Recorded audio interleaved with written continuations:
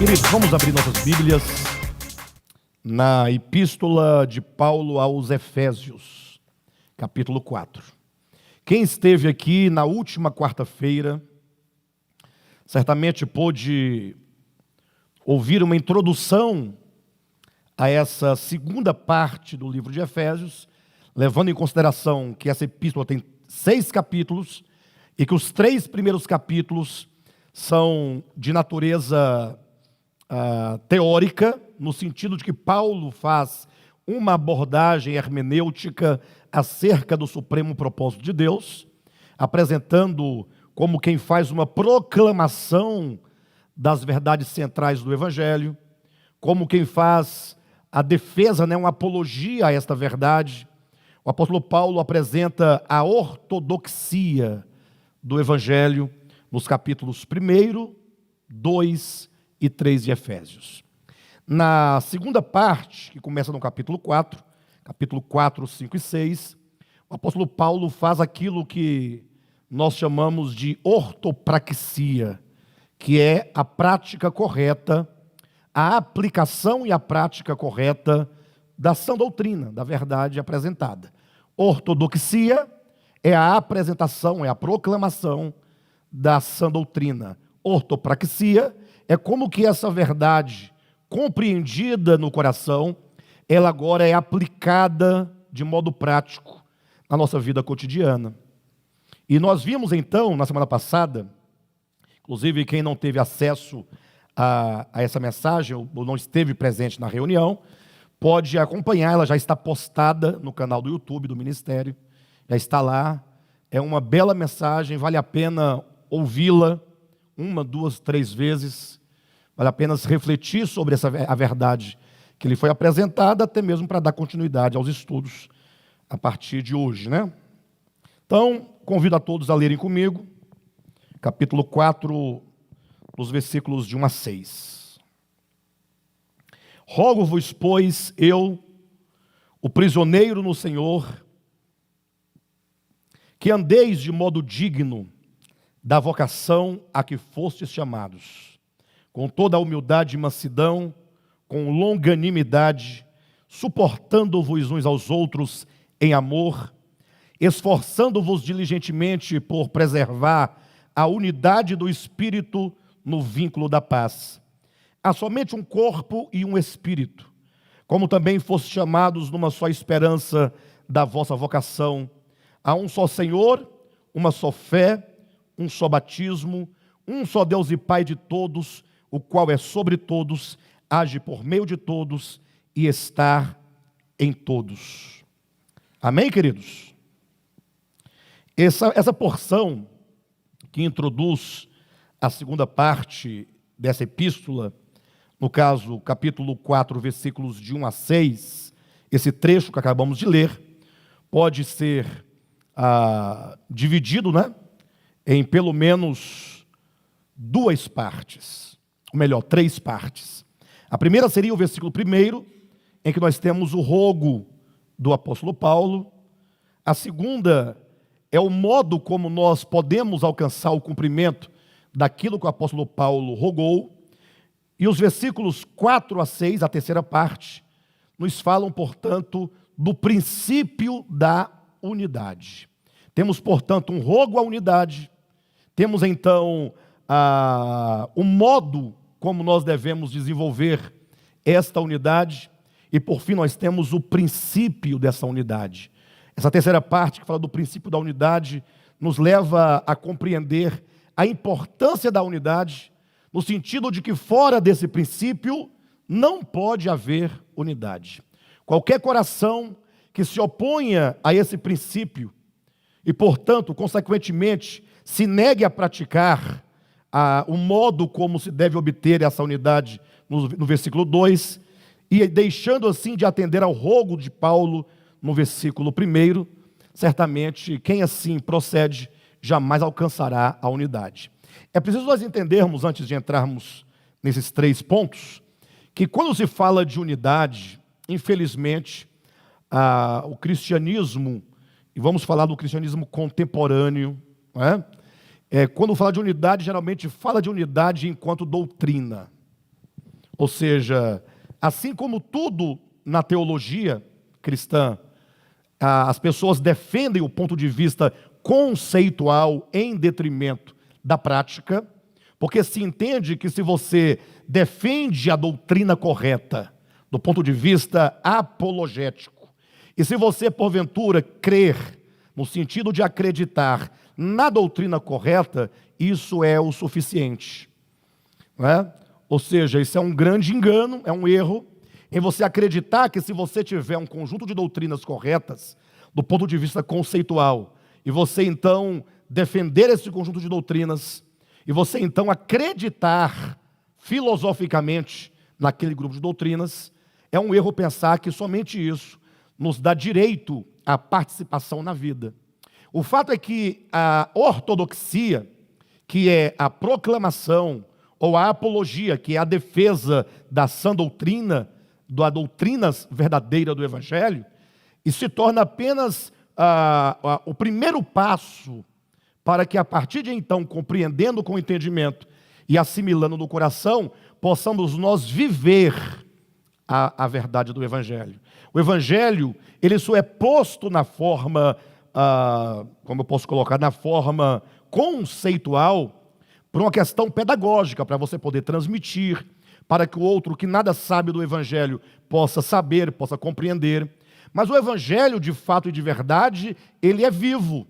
O Evangelho é o próprio Cristo. E o Evangelho, como diz o apóstolo Paulo em Romanos capítulo 1, versículo 17, ele é o poder de Deus, né? É o dunamis de Deus, é uma potência divina que age no coração do homem, promovendo e produzindo no homem a salvação. Por isso que é dito que o justo, ele vive pela fé, ele obtém vida quando ele, por meio da fé, se apropria do Evangelho de Deus. Ou seja, o Evangelho é o poder de Deus para a salvação de todo aquele que tem fé em Jesus. Então, hoje em dia, infelizmente, defende-se muito o conceito de unidade. Músicas são feitas com o tema da unidade.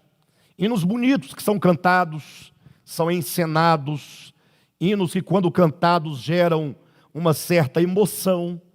Imagina aquela canção que diz, uma das canções muito lindas, de Daniel Souza, salvo engano, que fala, somos corpo, né? E assim bem ajustados, totalmente ligados, unidos em amor, uma família, vivendo o compromisso do grande amor de Cristo. Eu preciso de ti, querido irmão. Uma canção que proclama, no âmbito da ortodoxia, palavras muito verdadeiras, conceitos muito verdadeiros. A grande questão é que nós não podemos apenas apreciar a boa música ou a boa ortodoxia. Nós precisamos compreender que o conceito doutrinário é o ponto de partida para nós adentrarmos numa profunda experiência que vai, de fato, efetuar em nós as transformações que nós tanto desejamos.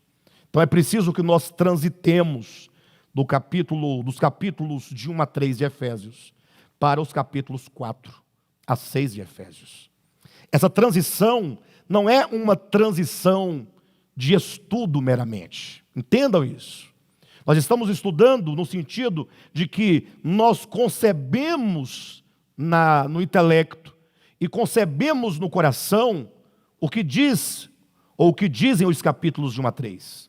Agora, transitar para a segunda parte significa fazer uma transição na nossa própria experiência. Ou seja, é fazer agora a aplicação prática dessas verdades. Vocês lembram que nós enfatizamos aqui que o capítulo 4 fala que Deus quer gerar de nós seres coletivos, ou nós enquanto um povo, nós enquanto comunidade, nós enquanto humanidade, nunca eu sozinho, mas Deus quer fazer de nós, os que cremos, uma noiva, no capítulo 4, que Deus quer fazer de nós, ou melhor, desculpe-me, no capítulo 4 Ele quer fazer de nós um corpo, no capítulo 5 quer fazer de nós uma noiva, no capítulo 6 quer fazer de nós um exército. Ou seja, quando Paulo ele conclui o seu pensamento ou a sua exposição nos capítulos de 1 a 3, é como que ele dissesse a suma do Evangelho. O Evangelho tratado no capítulo 1, no capítulo 2, no capítulo 3, quando fala do supremo propósito no capítulo 1, Pai, Filho e Espírito Santo, agindo em prol do homem para levá-lo a uma plenitude em Deus. Capítulo 2, quando ele fala que o meio que o Senhor usou foi enviando o seu próprio Filho para então fincar ou colocar no centro da história a sua própria cruz como o lugar para onde devem convergir todas as pessoas, ali formando uma unidade na cruz. A cruz é o ponto da unidade. E então no capítulo 3 ele mostra que essa convergência e essa unidade não se dá apenas de um povo, apenas dos judeus, mas o mistério de Deus nos revela que Deus quer salvar a todos os homens. Ele fala de todas as famílias, ou que há no céu, na terra e debaixo da terra, famílias essas que tomam o nome do Pai, que recebem o nome do Pai. Então ele resume tudo isso para falar que essa salvação, que essa reconciliação, que esse supremo propósito, uma vez aplicado em nós, nos levará à unidade. Não há salvação sem unidade. Isso é muito natural e é até muito fácil de se compreender, uma vez que nós entendemos que o problema do pecado lá na origem, vamos tomar Gênesis 3 como nosso ponto de partida, o problema do pecado é exatamente a desintegração do homem com Deus. Desintegra o homem de Deus, desintegra-se o homem de toda a criação e também do seu semelhante. Ou seja, é impossível que o homem se desintegre de Deus e continue integrado com a criação ou integrado com os demais homens. Na verdade, quando o homem se integra perfeitamente com Deus, cabalmente com Deus, o resultado é que o homem também seja agora reconciliado. O homem é reconciliado com Deus, ele se reconcilia com a criação, se reconcilia com o próximo, com os homens.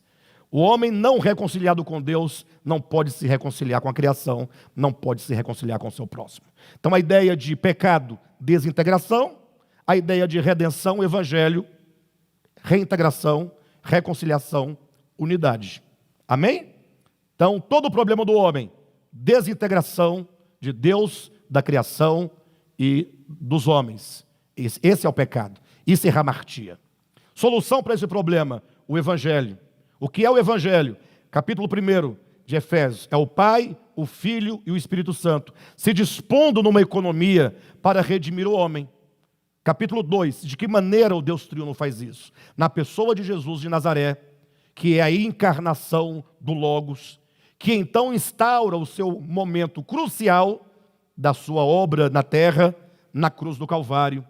Ali o lugar para onde devem convergir todas as pessoas. É na cruz. Na cruz toda a inimizade é destruída. Na cruz todas as barreiras de separação são quebradas. Na cruz não há judeu nem grego, não há escravo, não há livre. Na cruz não há homem nem mulher. Toda a estratificação, tudo que divide, tudo que separa, se resolve na cruz.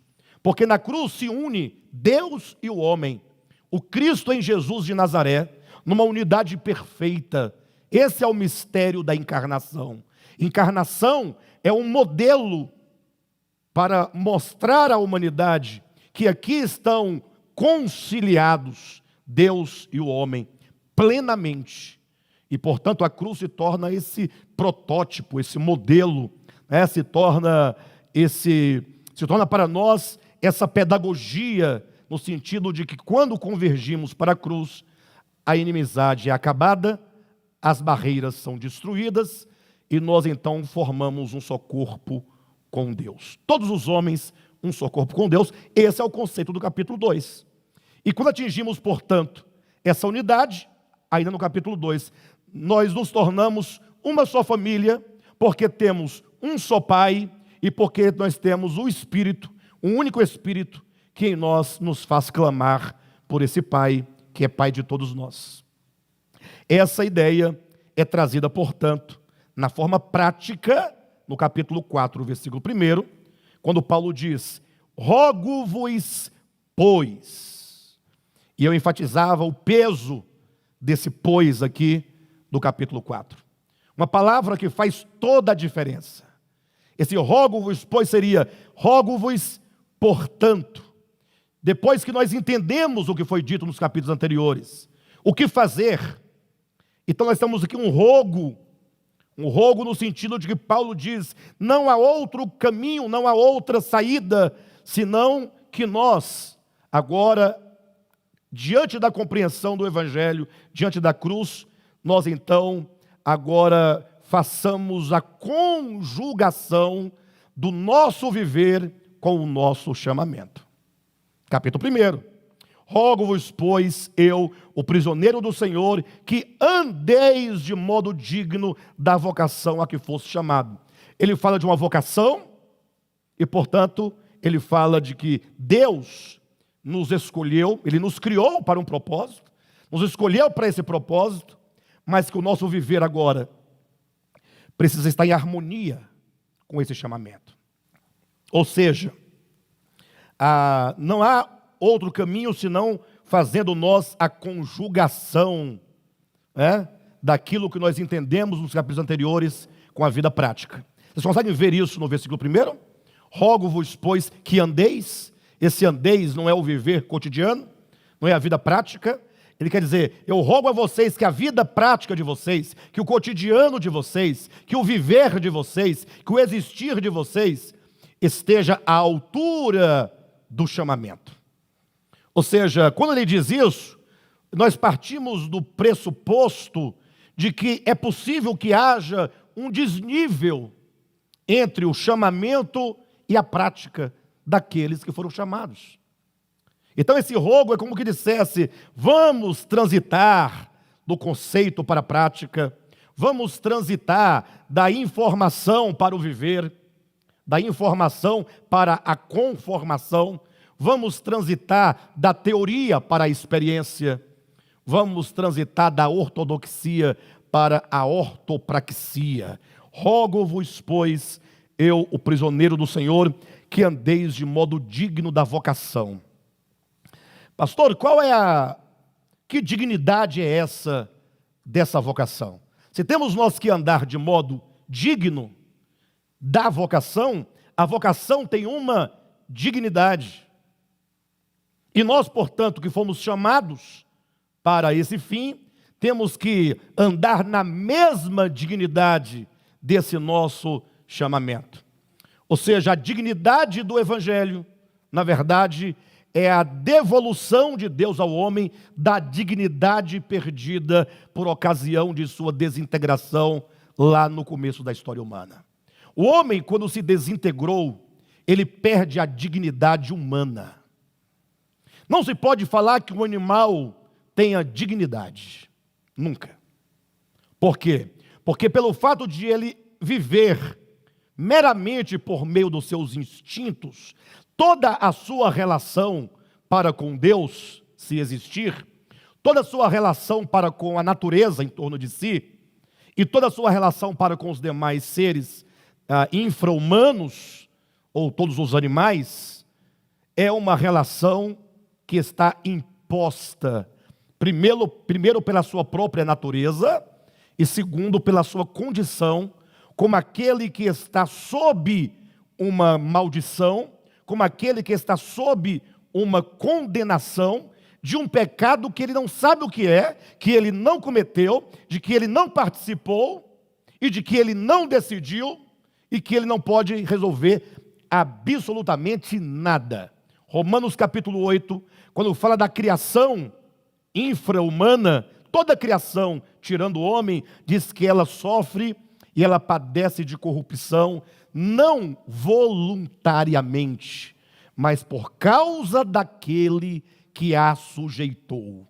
Então os animais não se pode falar de dignidade, porque a dignidade está para um caráter desenvolvido a partir de uma consciência construída na verdade e em Deus. Só pode se falar de a dignidade humana, porque o homem ele foi criado com a capacidade de decidir entre o bem e o mal. O homem escolhe. Quando o homem compreende a razão para a qual ele foi criado, quando ele entende que ele é parte do todo e que sozinho ele se torna se torna uma anomalia na criação, porque fora do todo ele se torna egoísta, e esse sentimento egoísta fará com que ele exija que todos e tudo o sirva. Ele quer que tudo sirva a ele. E quando as coisas não acontecem como ele quer, então ele manifesta o seu pseudo-senhorio por meio da violência verbal, da violência física, por meio de trapaças e por meio de toda sorte de ações que não são compatíveis à dignidade humana. A dignidade humana se funda na própria natureza humana. A dignidade humana não é algo que você conquista, que você compra, que você constrói. Dignidade humana se funda na própria natureza humana, porque assim Deus criou o homem. Deus criou o homem à sua imagem, conforme a sua semelhança. Deus criou o homem concedendo-lhe o sopro divino, que é o Espírito divino.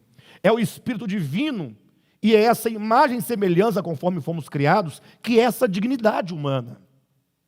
E, portanto, o homem agora, diante do Evangelho, o homem se desintegrou, lá, vamos tomar Gênesis 3 por ponto de partida, perdendo essa sua dignidade, porque agora tudo o que ele realiza, atenção, até mesmo as coisas boas que ele realiza, fere a dignidade humana, uma vez que as coisas boas, não raras vezes, na maioria das vezes, para não falar de modo absoluto, o homem faz aquela bondade visando a um bem que ele possa receber em troca.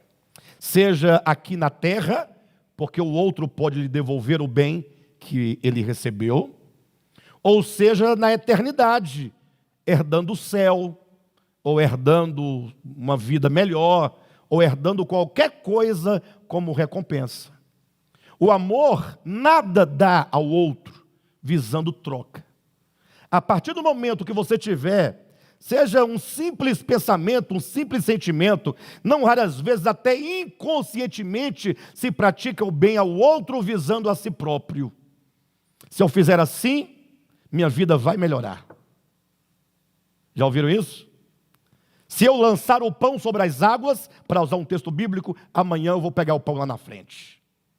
As pessoas elas não percebem que ainda que haja textos bíblicos, como esse do pão sobre as águas, como a lei da semeadura, eles não entendem que isso é apenas uma lei. Mas a partir do momento que você faz algo você já está ferindo a lei, porque você está no princípio, não da lei, mas você está no princípio do egoísmo. Tudo que procede do egoísmo, seja uma oração, como Jesus fala em Mateus 6, seja um jejum, como Jesus fala em Mateus 6, seja uma esmola, como Cristo fala em Mateus capítulo 6, seja uma oferta, seja entregar o corpo para ser queimado, como diz Paulo, 1 Coríntios 13, se procede do egoísmo, se é para ser visto, se é para receber aplauso, se é para receber recompensa, se é para morar no céu, se é para ter uma boa reencarnação posterior, seja o que for, se é para que volte para você, efeito bumerangue, então, tudo isso faz parte de um coração desintegrado. Porque o homem que faz essas coisas por amor, ele doa por causa do outro, não por causa de si. Você dá uma esmola porque o outro é um filho de Deus, porque o outro tem necessidade, porque você se condói do outro, porque você sente dores intestinais, que é o sentido literal da palavra compaixão, compadecer-se, você sente a dor do outro. Por isso que é dito no mandamento, amar ao próximo como a si mesmo. Ou seja, aquilo que você quer para si, você também quer para o outro. Aquilo que você não quer para o outro, você não quer para si. Essa é a ideia. Amor enquanto altruísmo. O amor, ele só olha para uma direção, para o outro. E o egoísmo olha para as duas direções, ele olha para o outro como efeito reflexo, para que volte para si. Efeito bumerangue. Eu faço isso para receber algo em troca. Então, o homem desintegrado é um homem egoísta. Fatalmente, essa é a equação. Porque quando o homem se desintegra, o que leva ele à desintegração é o querer ser em si aquilo que só o todo é. Porque imagina só, uma gota d'água, ou que seja uma molécula d'água, achar que ela é algo à parte da própria gota, e a gota achar que é algo à parte do oceano. O homem criado, ele faz parte da criação, e toda a criação procede de Deus. E, portanto, toda a criação só encontra sentido se tiver toda ela reunida num todo absoluto em Deus. Quando o homem, portanto, se desintegra, ele o faz por causa do ego. Esse é o pecado original. Essa é a fonte de todos os males que o homem comete. E, portanto, agora a única saída e que o Evangelho propõe é a cruz. A cruz não enquanto dogma. Eu aceito a cruz. Ou eu tenho a cruz no peito. Ou na minha igreja tem uma cruz na parede. Tudo bobagem. Você pode até fazer hinos da cruz, cantar hino da cruz, carregar uma cruz no ombro até onde você quiser. A cruz, ela representa, ela é símbolo do não ser. Aquele que é, foi pregado na cruz para mostrar aquele que é, sendo, não foi, não quis ser, não se apegou a ser. Crer na cruz, aceitar a cruz, receber a cruz, ser unido a Cristo na cruz, é também não ser. E quando você então, que queria ser, agora diz, não sou mais eu me entendo que eu sou apenas uma parte, integrante de algo maior do que eu, e esse algo maior do que eu também não é nada fora do todo absoluto que é Deus.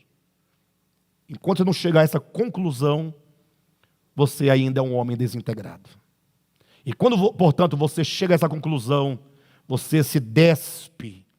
E aí existe um símbolo do despir-se de qualquer tipo de presunção, orgulho e de intenção de ser. Nós temos o símbolo quando Cristo chega naquele cenáculo, João capítulo 13, e está ali com seus discípulos, e os discípulos já discutiam anteriormente sobre quem haveria de lavar os pés, porque o lavar os pés na cultura daquele tempo, naquele lugar, era um papel que só desempenhava não um escravo, mas o escravo dos escravos. Então tinha um escravo, o pior escravo, mas sem futuro do ponto de vista da segregação. Aqueles sobre quem até os escravos mandavam, até os escravos batiam, até os escravos humilhavam. Era esse que cumpria o papel de lavar os pés.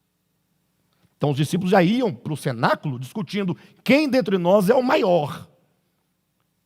Olha que eles foram até espertos, né? Se eles começassem a discutir quem é o menor, logo seria desvendado a razão da discussão. Mas quando eles falaram quem é o maior, eles queriam chegar no menor.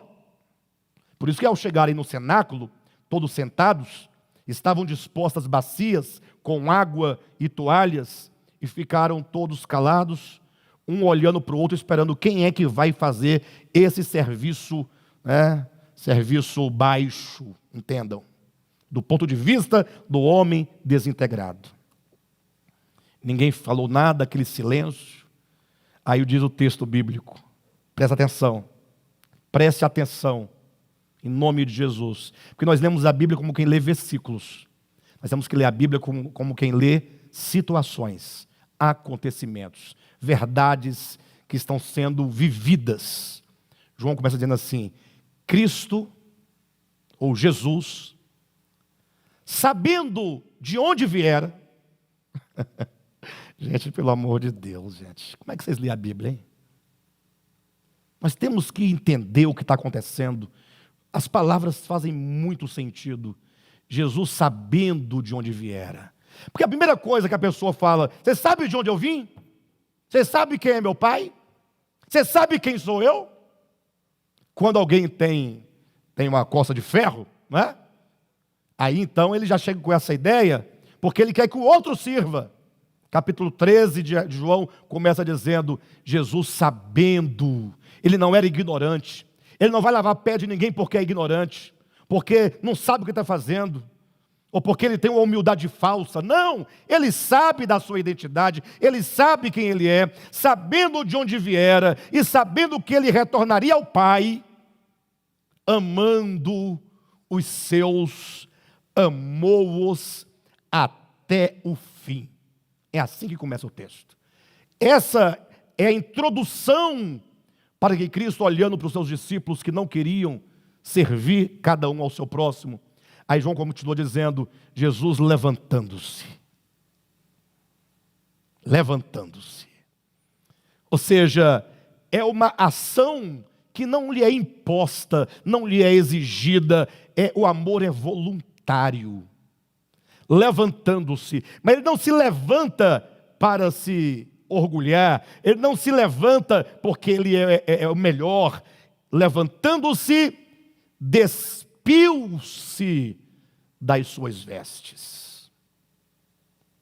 Então, essas vestes fala da sua dignidade divina enquanto ser divino, enquanto o Deus.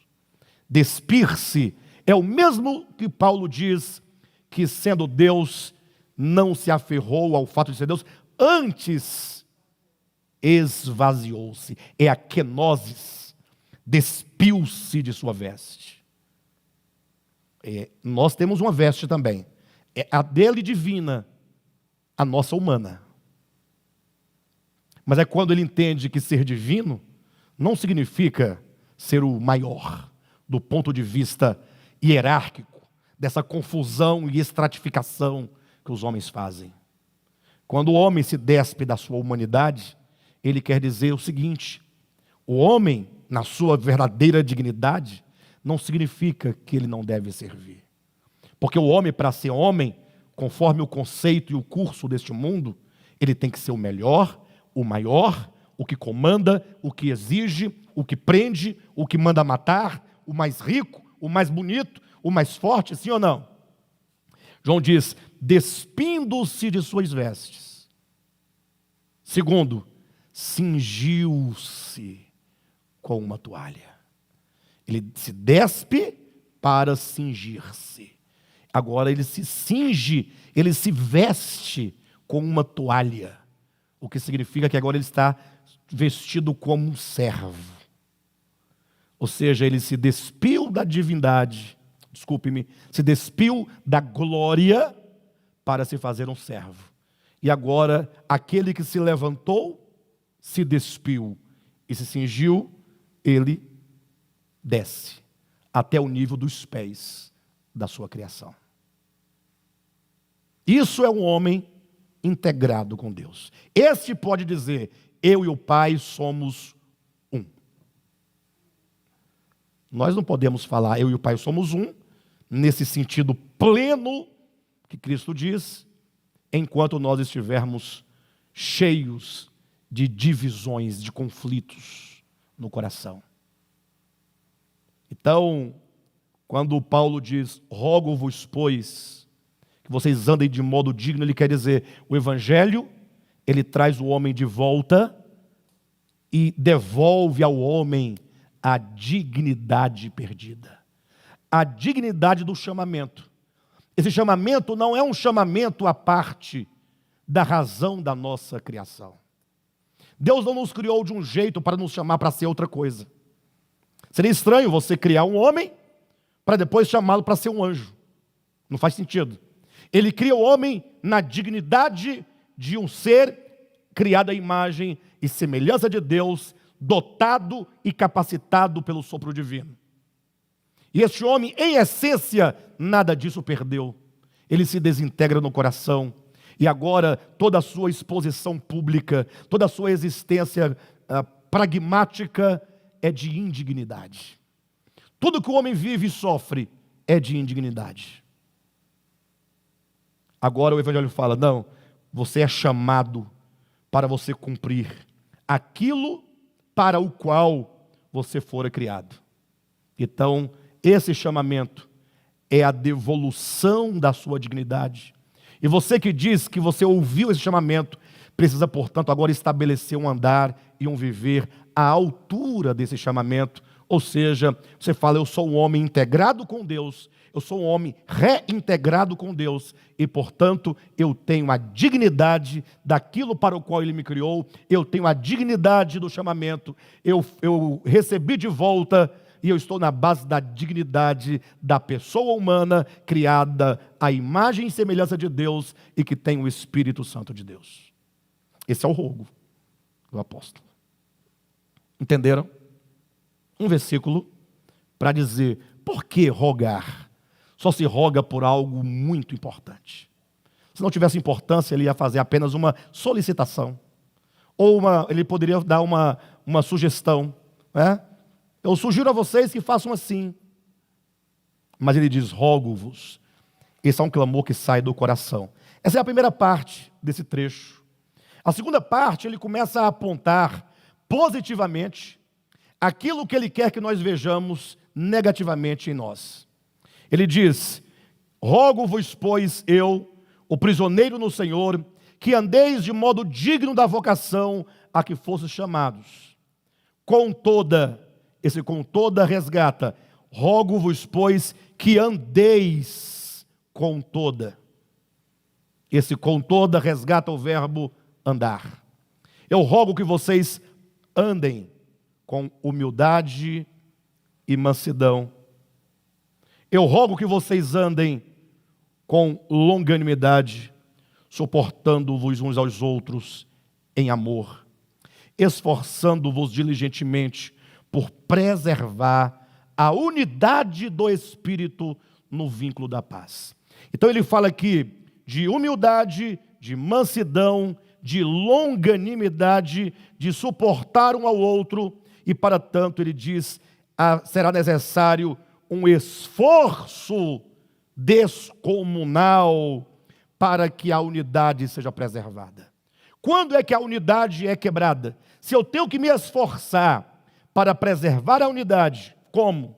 Andando com mansidão, andando com longanimidade, suportando uns aos outros e andando com mansidão. Então o que quebra a unidade é a falta de humildade, mansidão, de longanimidade, o que nos leva a não mais suportar o outro. Gente, viver coletivamente é difícil.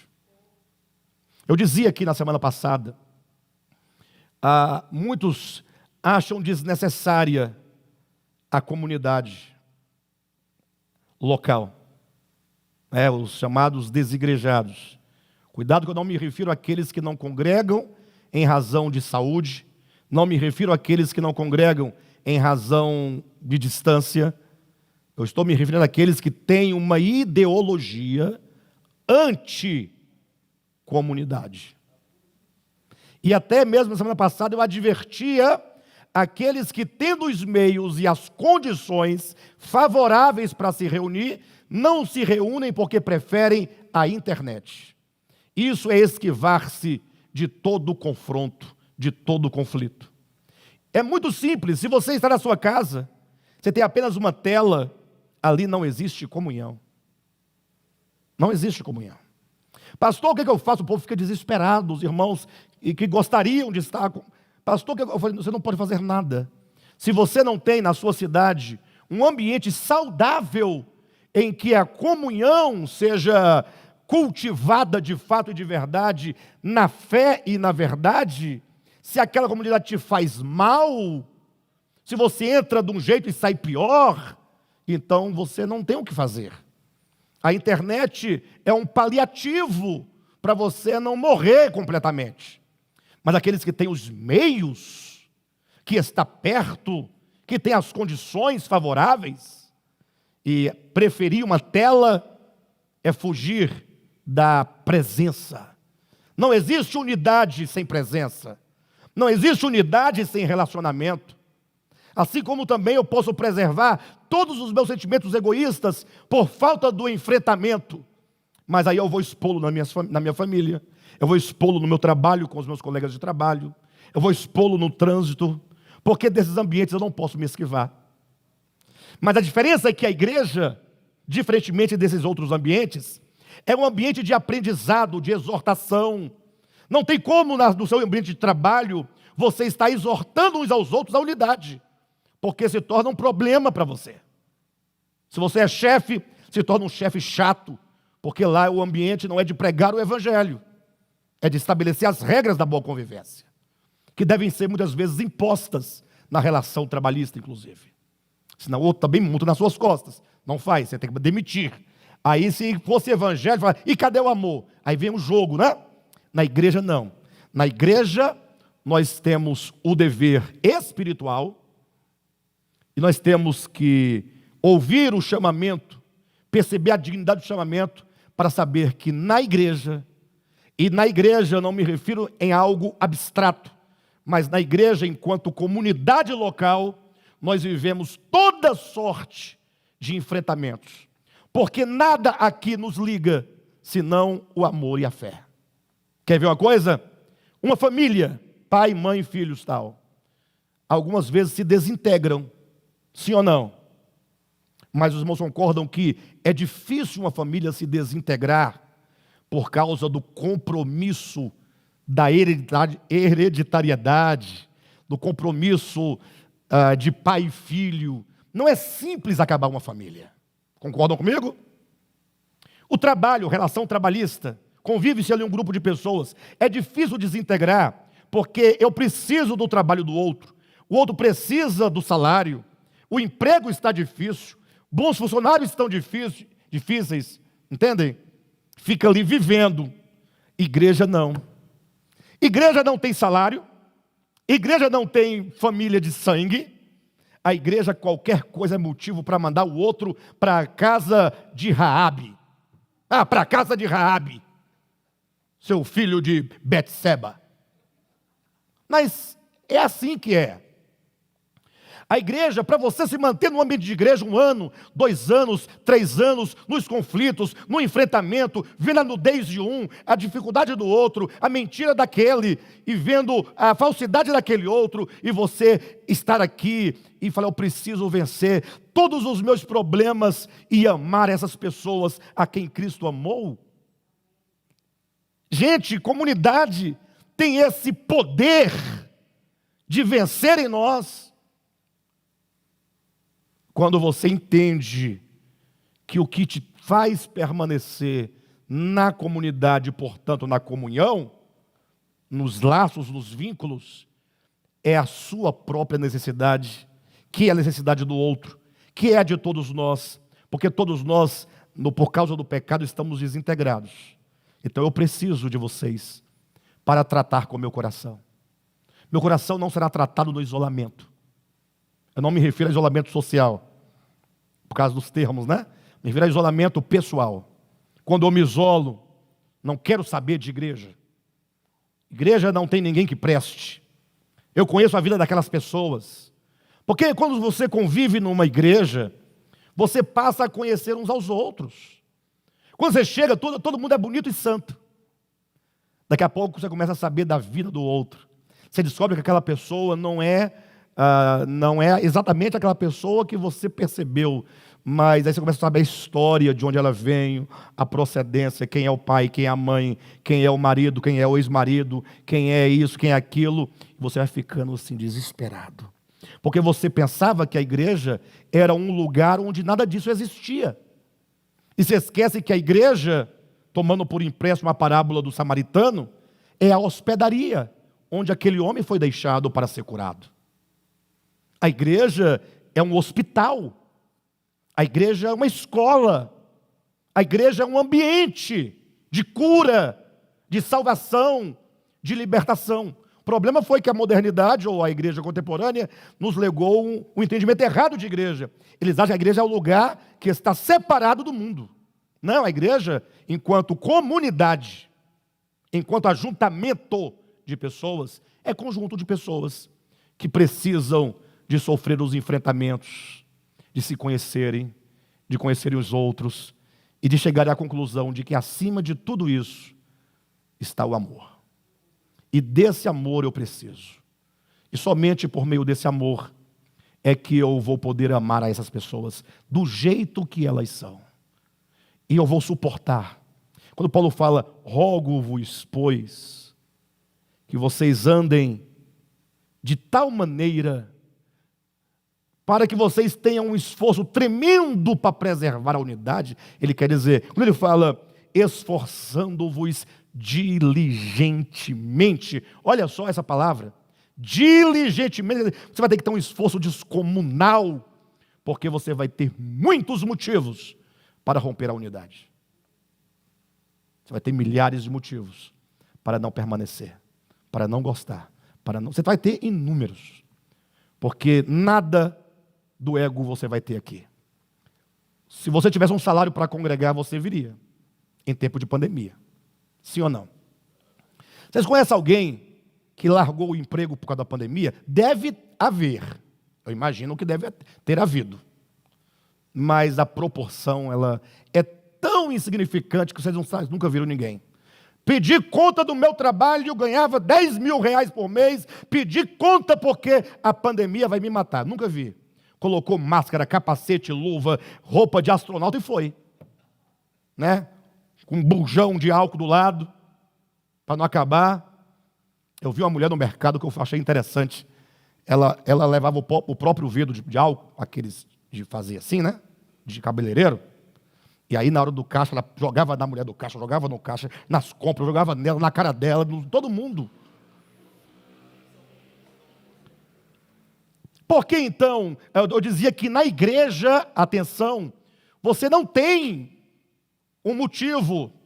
Por exemplo, uma família, eu não disse que ela não se desintegra, mas é difícil desintegrar em relação, por causa dos laços, do compromisso, dos afetos carnais e mesmo egoístas, um pelo outro. Igreja não, Pedro não é nada meu. Começa daí, o Pedro não é nada meu. Como assim não é nada meu? Aí é coisa nenhuma, rapaz. E não estou ganhando nada para estar aqui. Então, nós costumamos relativizar os relacionamentos da comunidade, da igreja, porque ela vai nos pôr num ambiente em que você vai ter que aprender a essa dignidade da pessoa humana. Então, a igreja, nesse sentido, igreja quanto comunidade, nesse sentido, ela é o melhor ambiente para você desenvolver a sua vida espiritual. Entenda, eu não estou dizendo que a igreja, a comunidade local, é superior à sua família. Eu não disse isso. Eu disse, enquanto ambiente. Na casa, o pai fala uma coisa com o filho tem que obedecer. Se bem que os filhos não obedecem muito, né? Mas ainda assim, até ele chegar no ponto de afrontar o pai, demora. Então, essa casa não é tão propícia, por causa do que já está estabelecido, da relação autoridade-filho. O filho não pode sair de casa porque ele vive ali, não tem dinheiro, não tem trabalho. Você entende o que está aprendendo aqui muitas vezes? Igreja não, você não tem motivo, você não tem razão. Sai daqui, vou para ali. Então Paulo diz, nesse âmbito da eclésia, da comunidade espiritual, que é preciso que haja um esforço descomunal. Para tanto, ele diz que algumas coisas são necessárias: humildade, mansidão, longanimidade. Humildade, mansidão, longanimidade. Isso nos levará a suportar uns aos outros, em amor. Eu falava que domingo passado, ou foi retrasado, os 2 domingos, que amor, o amor divino, não é esse amor romântico que nós pensamos. Você vai ficar agarrado com outro que te odeia, e se beijando, bobagem. O amor é uma consciência na verdade. Quando você entende a fraqueza do outro, não é ele, é a fraqueza. Ah, mas não, todo homem foi criado de Deus, procede de Deus e tem a mesma natureza. O que passa da natureza humana é engano, é pecado, é ilusão. E nós julgamos geralmente,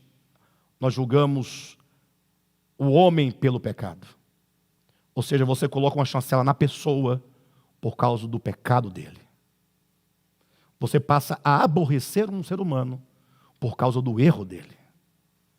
Ao invés de você aborrecer o erro dele, porque é tão provável que você talvez tenha o mesmo erro, eu até posso dizer que quem aborrece muito o erro alheio é porque esse erro está muito intimamente ligado à sua própria pessoa. Quanto mais você tem aversão ao erro do outro, muito provavelmente seja esse erro o que está enrustido lá dentro. E que por qualquer convenção, você reprime. E você vê, puxa, aquele camarada solta. E eu não posso soltar. Às vezes isso é inconsciente. Mas acontece. De todo modo, esse esforço é necessário. Interessante que nessa época de pandemia, pela qual nós estamos passando ainda, né? Há muitas interpretações, muita dificuldade. E nesse ponto eu queria aproveitar quando fala que nós devemos nos esforçar, né? É preciso que nós tenhamos uma certa... que nós façamos a devida distinção de 3 coisas. Entenda isso. 3 coisas. Fé, medo, autoridade. O que tem a ver com o que nós estamos dizendo? Quando surgiu a pandemia, muita gente, em nome da fé, ignorava os protocolos de segurança. A fé, a Covid não pega em mim por causa da fé. Onde você viu essa fé? Na Bíblia? Na Bíblia não foi, porque Paulo, um dos grandes homens de fé, cuja vida expressou a fé na sua mais alta intensidade, ele falou para Timóteo que Timóteo tomasse um pouco de vinho por causa das enfermidades que Timóteo tinha no seu estômago. Ele fala de Epafrodito, que chegou quase à morte por uma enfermidade. Ou seja, alguns pensam em nome da fé que a nossa igreja deveria ter a fé para falar, não, gente, para de bobagem, não vamos obedecer a protocolo nenhum, porque nós temos a fé. Não, você não tem fé, você tem ignorância. Isso não é fé. A fé nos leva a andar conforme a verdade, neste mundo, conforme ele é, e sobre o qual disse Cristo, no mundo tereis aflições. Então, em nome da fé, muitos falam, por que isso na igreja? Por que a igreja agora não é hora dela exercitar a sua fé e mostrar? Aí eles dizem, então, vocês estão com medo. Quando eu falo vocês estão com medo, não é estranho você atribuir o medo a um conjunto de pessoas? Sendo que eu posso ter medo, mas você pode não ter medo da enfermidade. Não é? Eu, por exemplo, não gostaria nunca de ter pego Covid. Peguei Covid. Me curei da Covid. Então, eu não queria pegar, é muito ruim pegar. É até perigoso pegar a Covid. Mas nunca tive medo. Quando eu estava enfermo, num dos dias que eu estava muito doente, passei muito mal, e hoje eu posso confessar que eu não fui a um hospital, isso é o meu ponto de vista, não é conselho para ninguém, porque eu pensei, vão me internar. Se me internar num dia, no outro vão querer me entubar. Se me entubar, vão querer me levar para o céu. E aí não vai dar certo, eu vou ficar em casa e eu vou aguentar até a última consequência. Só vou mesmo quando não tiver jeito mesmo. Bem, de todo modo, dado o momento, chamei a Jane, Jane, é o seguinte, ó, eu morrendo, não, para, ué, por que para? Primeiro que qualquer um pode morrer, começa daqui, de qualquer coisa. Isso é uma bobagem. Ah, Covid, não. Você pode se livrar da Covid e morrer, um avião cair em cima da sua casa, pronto. Resolvido o seu problema. Morreu sadio, saudável, né? Não tem problema, mas morreu. Então, qualquer um pode morrer. Eu falei, então, eu morrendo, eu vou te dar as orientações, como as coisas devem acontecer. Começando aqui de casa. O que eu quero de você, assim, assim, a vida e tal, e tal. Fui ditando todas as regras, né? Todas as senhas lá em casa, todo mundo tem, não tem problema. Tudo certinho. Então, é assim. Ah, mas você vai morrer? Não, eu vou, não sei. Posso me curar, posso não me curar. Medo nunca tive de morrer. Tenho mais vontade que medo, se fosse para falar. Mas, entendam em nome de Jesus, não é questão de medo. Então, por que vocês, se têm fé e não têm medo, por que vocês praticam esse protocolo de distanciamento, não poder abraçar, não poder beijar, não poder pegar na mão, não poder... Ora, por causa das autoridades. Ou seja, as nossas autoridades, tanto federal quanto estadual ou distrital, nos deixaram uma lei. Que a igreja poderia se reunir em tais condições. Nós tínhamos o direito de não nos reunir. Sim? Mas se nós queremos nos reunir, tem que ser nessas condições legais. Eu fui claro aqui na frente várias vezes. Ah, mas isso é imposição. Imposição do governo? Pode ser sim. Mas não é nossa, não é a igreja quem impõe. Não é meu capricho, não é a minha interpretação. Ah, mas até que ponto devemos nós obedecer a uma imposição de uma autoridade? Ora, até o ponto que a autoridade, a imposição da autoridade, não fira a dignidade de Deus. Não fira a verdade de Deus. Então eles não nos disseram, vocês estão proibidos de congregar. Se dissesse, todos podem voltar ao trabalho, menos igreja não podem congregar de jeito nenhum. Aí seria uma imposição de perseguição contra a fé. Aí nós iríamos nos reunir, se não fosse aqui, seria nas catatumbas de Roma. Mas reuniríamos, porque antes importa obedecer a Deus que aos homens. Mas quando fere a verdade de Deus. Pastor, mas quando mandou fechar as igrejas, não feriu? Não feriu porque mandou fechar o salão, mandou fechar a academia. Não era um problema de fé, é um problema de saúde pública. Tem que entrar aqui.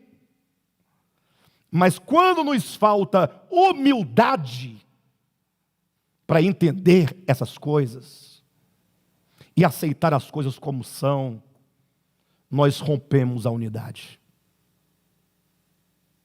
Aí nós já não podemos mais suportar uns aos outros, por falta de compreensão de coisas básicas, de coisas simples. Eu digo isso porque nós aqui, de Volta à Palavra, tivemos várias, plural, manifestações dessa natureza.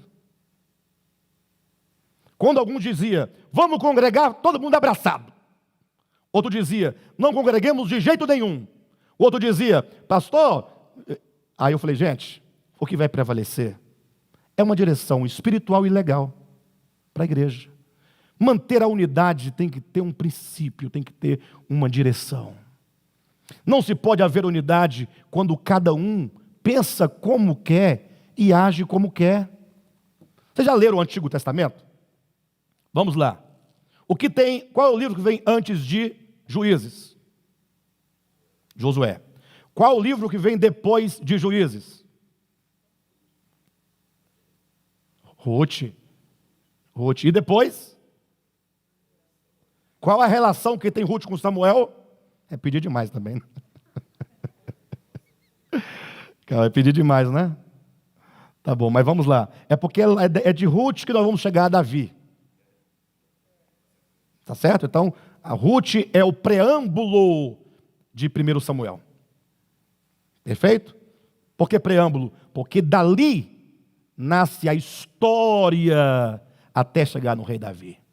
O que tem a ver unidade, coronavírus, com Ruth, Samuel, Juízes e Josué?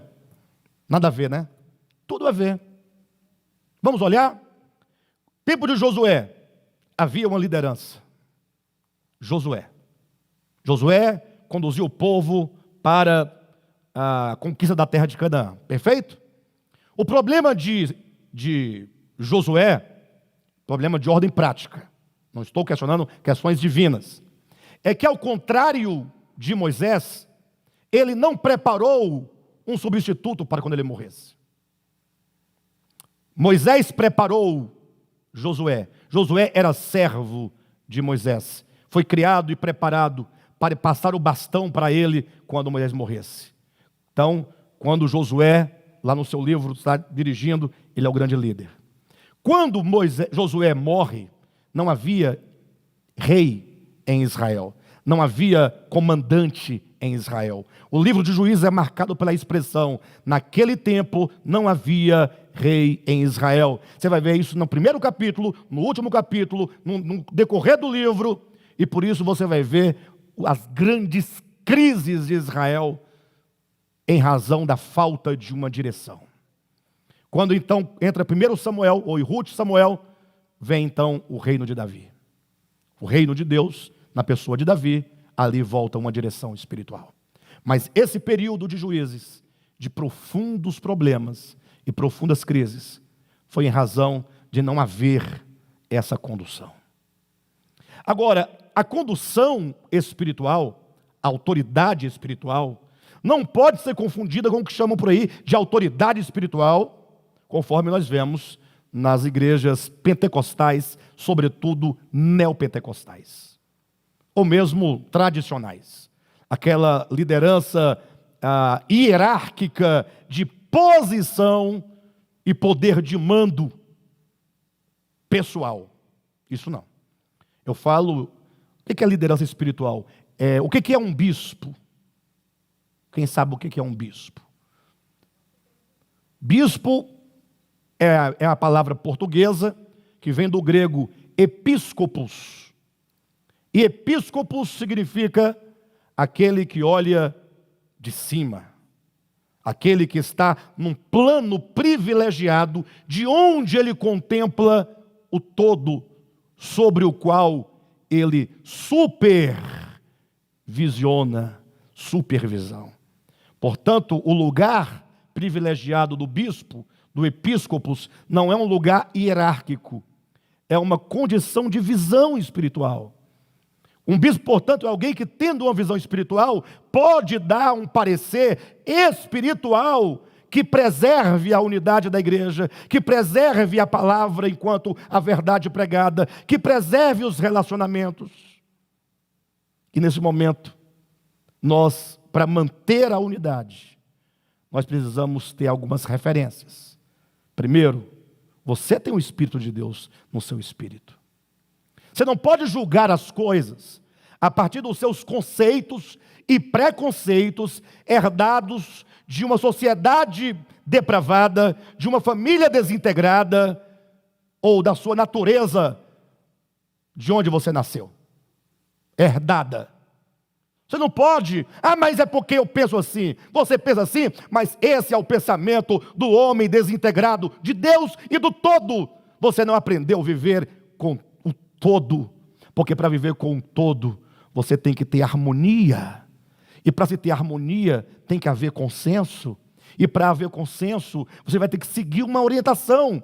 E a suprema orientação, primeira, é o Espírito de Deus dentro dele. Por isso que diz, para esforçarmos de maneira diligente por preservar a unidade do Espírito. É ali onde está a unidade. Para manter o vínculo da paz. Mas além disso, nós temos outras referências.